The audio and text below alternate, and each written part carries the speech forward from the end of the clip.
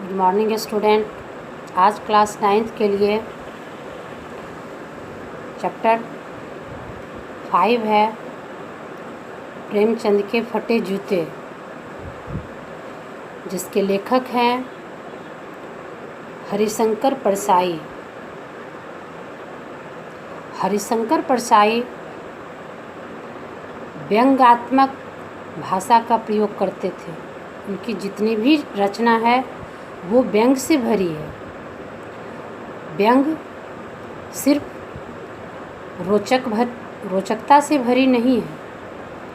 उनकी व्यंग्यात्मक कहानी में समाज के लिए बहुत हितकर है, जो अपनी भाषा के माध्यम से समाज के हर ओर इशारा करने की कोशिश की है।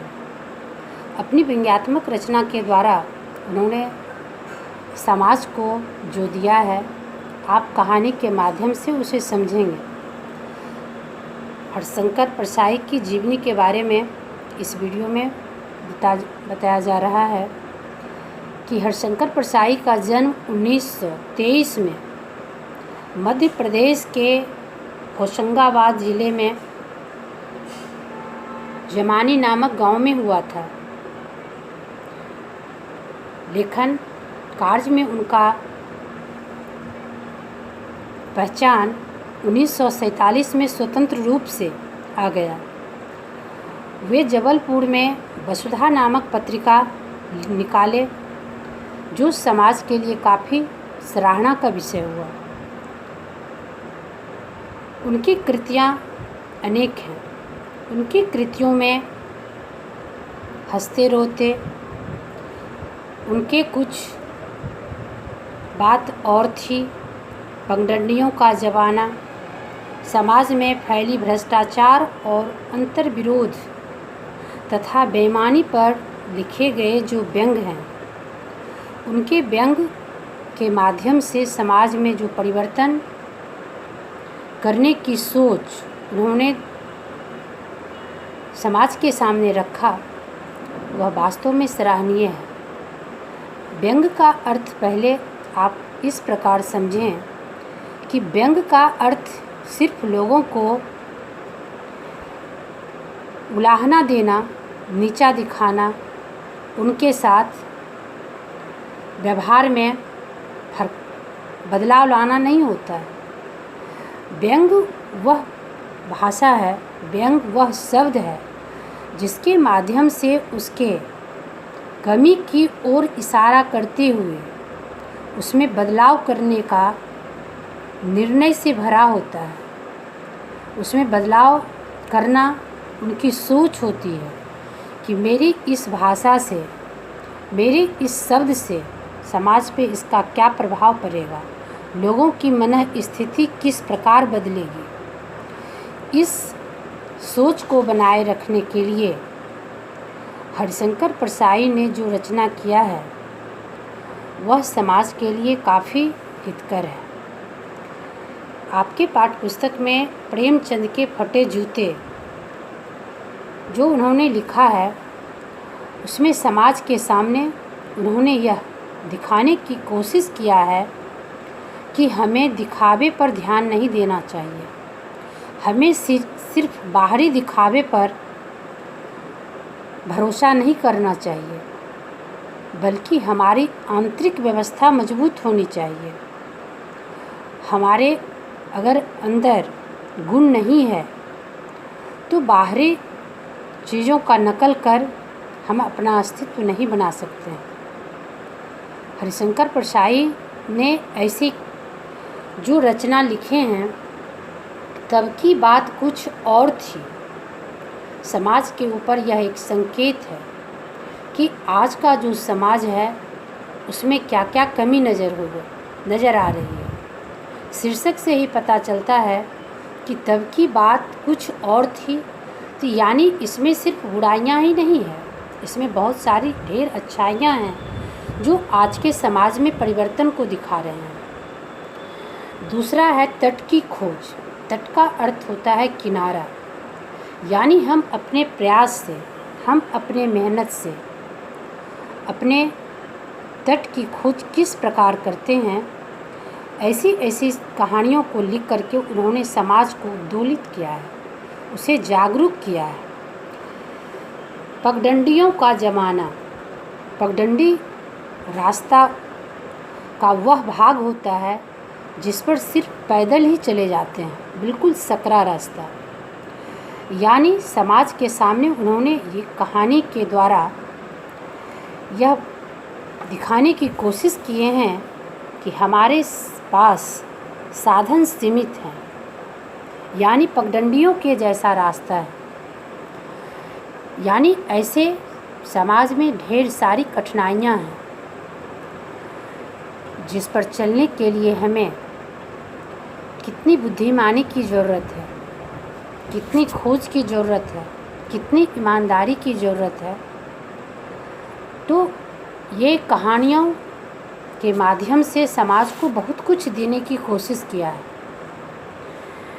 दूसरा, लेखन परिवर्तन में जो चेतना लाने की उन्होंने कोशिश किया है वह वास्तव में कोड़े हास्य से भरा हुआ नहीं है। उन्होंने व्यंग्य के माध्यम से आदर्श पक्ष में अपनी उपस्थिति दर्ज कराए हैं। ये सामान्य भाषा के द्वारा, इनकी भाषा उतनी लचीली नहीं थी। इनकी भाषा में जो रोचकता था वह इस बात को मायने रखता है कि समाज को बदलने के लिए इनकी सोच क्या थी। वह समाज को एक तरह से सीख देने का जो अंदाज लगाया, उस कहानी के द्वारा समाज को यह सीख देने की कोशिश किया, वह व्यंग से भरी है। यानी किसी को वो समाज के किसी वर्ग को अपने तरफ से छोड़ने का कोशिश नहीं किए हैं। इनकी ऐसी ऐसी कहानियाँ हैं जिसमें ईमानदारी, बेईमानी, भ्रष्टाचार, अंतर्मुखी गुण सबको इन्होंने समाज के सामने रखा है। इन्होंने कहानी की संरचना करते समय एक अनूठेपन के कारण उनकी भाषा की जो मारक क्षमता है वह बहुत बढ़ जाती है। वह लोगों के दिलों में सामान्य सी बातों से चुभ जाते हैं और लोगों को वहाँ अपनी कमी, समाज की कमी, अपनी अंतर्व्यवस्था की कमी नज़र आने लगती है। तो भला इनकी रचना कम कीर्तिमान कैसी मानी जाएगी, जिस बातों को समझकर लोग अपने कमी पर दृष्टिकोण रखें, अपने कमी को समझ ले, यह सबसे बड़ा अंदाज होता है। हरिशंकर परसाई ने जो यह लिखे हैं एक कहानी हंसते रोते, यानी समाज में कुछ वैसे वर्ग हैं जो काफ़ी धनाढ़ हैं, संपन्न हैं, और कुछ वैसे हैं जो बिल्कुल निरीह हैं, विपन्न हैं। तो समाज के वैसे वर्गों को उन्होंने सामने रखने की कोशिश किया कि इस खाइयों को मिटाने के लिए हमारा क्या दायित्व होना चाहिए, क्या नज़र होना चाहिए। समाज सिर्फ बाहरी दिखावे से नहीं चल सकता है। इनका निधन 1995 में हुआ। जैसा कि आप जानते हैं कि व्यक्ति मर जाते हैं, लेकिन उनकी कृतियाँ जो हैं, उनके कार्य जो हैं, उनसे उनके नाम यश अमर हो जाते हैं। हरिशंकर परसाई ने जो प्रेमचंद के फटे जूते में समाज की भावना को रखा है, कहानी में आप पढ़ेंगे स्वतंत्रता से पहले भारत की क्या स्थिति थी। जो लोग अंग्रेज़ों की गुलामी करते थे उनकी स्थिति क्या थी, जो दबे कुचले किसान थे, मजदूर वर्ग थे, उनकी क्या स्थिति थी। वह एक साधारण से जूते पर ध्यान रखने के बहाने समाज को यह दिखाने की कोशिश किए हैं कि हमारे समाज में दिखावे से काम चलने वाला नहीं है। जो स्थितियां हैं उसको नज़रअंदाज करने से हमारा समाज आगे नहीं बढ़ सकता है। आज लेखक अपने साहित्य के माध्यम से जो समाज को देने की कोशिश करते हैं वह कहीं से कम नहीं है। किसी की मनोभावना को बदल देना, किसी की मनोदशा को बदल देना कोई साधारण सी बात नहीं है। कोई भी कार्य करने के लिए तो अपना पहले सोच ही सबसे महत्व रखता है। जो काम की लेखक करते हैं, जो काम कवि करते हैं, वह हमारे लिए काफ़ी सम्माननीय है। वह भले ही व्यंग भरी बातों को रखते हैं, लेकिन उसका जो असर होता है, उसकी जो मारक क्षमता होती है, वह समाज को बदलने में कुछ न कुछ अवश्य सहायक होते हैं। अगले वीडियो में आपको प्रेमचंद के फटे जूते की कहानी के बारे में बताया जाएगा। धन्यवाद।